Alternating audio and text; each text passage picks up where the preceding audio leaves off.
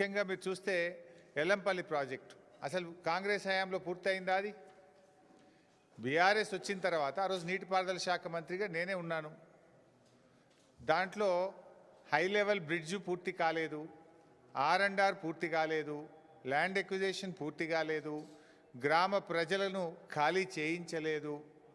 BRS వచ్చిన తర్వాత Yellampalli project మీద 2052 కోట్ల రూపాయలు ఖర్చు పెట్టి ఆ ప్రాజెక్టును పూర్తి చేసి 2016 సంవత్సరంలో పూర్తి స్థాయిలో 20 టీఎంసీల నీళ్లు నిలిపాం. అంటే it took us more than 2 years. 2052 కోట్ల రూపాయలు బీఆర్ఎస్ ప్రభుత్వం ఖర్చు పెట్టింది.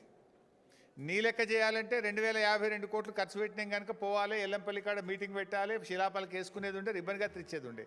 కానీ మేము పని చేయలేదు.